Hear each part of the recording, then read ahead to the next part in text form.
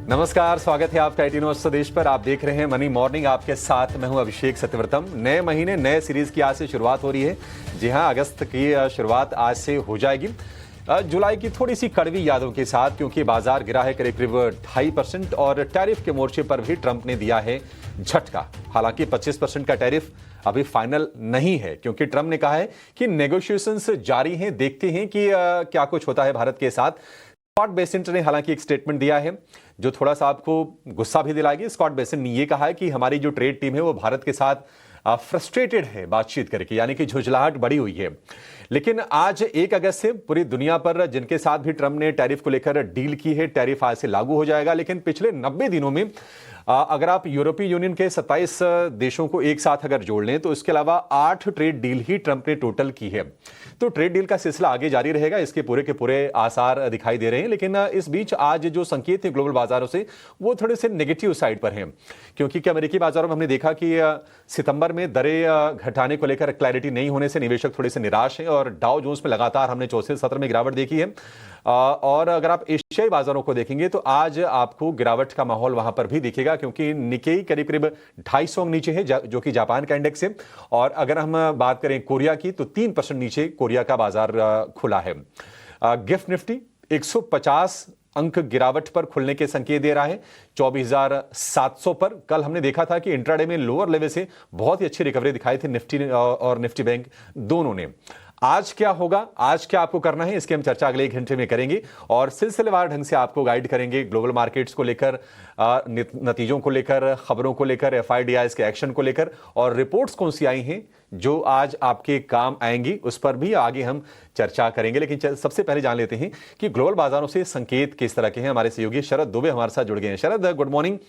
चलिए, कम से कम एक नई चीज ये है कि नए महीने की शुरुआत हो गई है, आज से नई सीरीज शुरू होगी। जरा बताइए कि ग्लोबल संकेत कैसे हैं आज भारतीय बाजारों के लिए।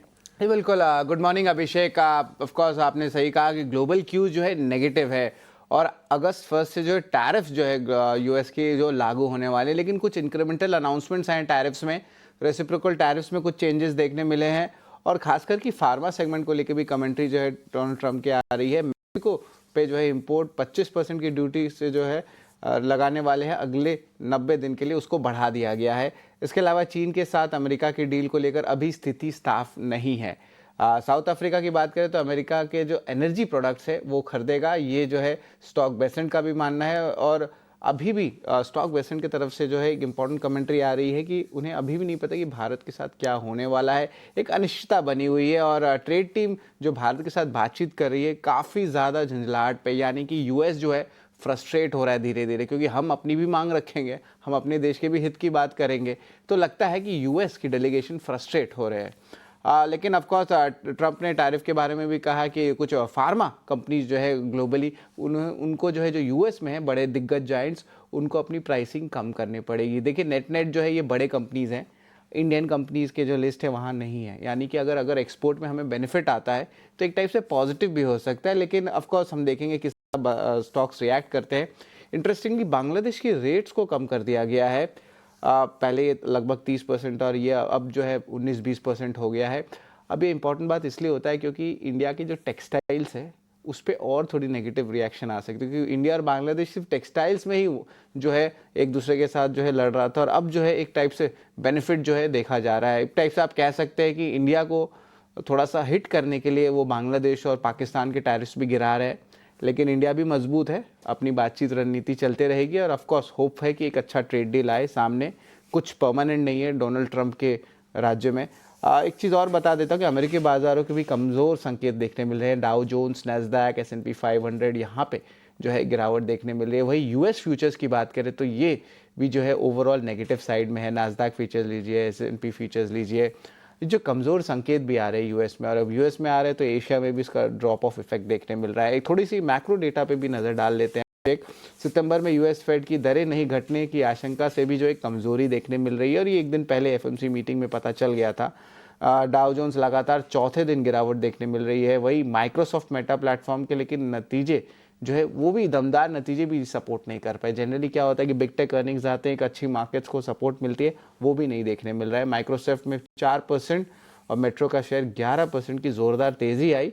माइक्रोसॉफ्ट जो है $4 ट्रिलियन का मार्केट कैप वाली दूसरी कंपनी बन गई है और कल S&P 500 में 11 में से 9 सेक्टर की गिरावट के साथ बंद हुई है। तो आप देख सकते हैं टेक के अलावा कहीं से सपोर्ट अमेरिकन बाजार में नहीं देखने मिल रहा है। यूनाइटेड हेल्थ में 6% और मर्क के शेयर में 4% की गिरावट है, यानी कि फार्मा स्टॉक्स जो बड़े कंपनीज हैं उनमें पिटाई दिखने लगी और ये अनाउंसमेंट भी कह रहा है ट्रम्प की तरफ से। आज भी लेकिन दो अहम अर्निंग्स आने वाले हैं। आज एप्पल और अमेजॉन दोनों के नतीजे आने वाले हैं, तो इस पर भी बाजार की नतीजे रहेगी। और आप देखिए स्टॉक ट्रैकर यहाँ पे आपको पूरी इम्पैक्ट एनालिसिस देखने मिल रही है। तो यूएस से तो कमजोर संकेत देखने मिल रहे हैं डिस्पाइट स्ट्रॉन्ग अर्निंग्स। एशियाई बाजार में भी मिले जुले संकेत है। जापान के इंडेक्स निक्केई में जो है कमजोरी देखने मिल रही है, करीब 250 अंक की नरमी है। वही दक्षिण कोरिया की बात करें तो कोस्पी में जो गिरावट है करीब 3% जो इंडेक्स टूट गया है। बाजार के लिए अन्य संकेत में ऑफकोर्स सोना में जो है हल्का दबाव देखने मिल रहा है और ऑफकोर्स जो सेफ हेवन का जो ट्रेड होता है वो धीरे धीरे कम हो रहा है, तो वो इम्पैक्ट भी आपको देखने मिल रहा है। ये बात हमने आपको लास्ट 3 to 4 डे से ही बता रहे थे। कॉमेक्स गोल्ड $33-42 के करीब है।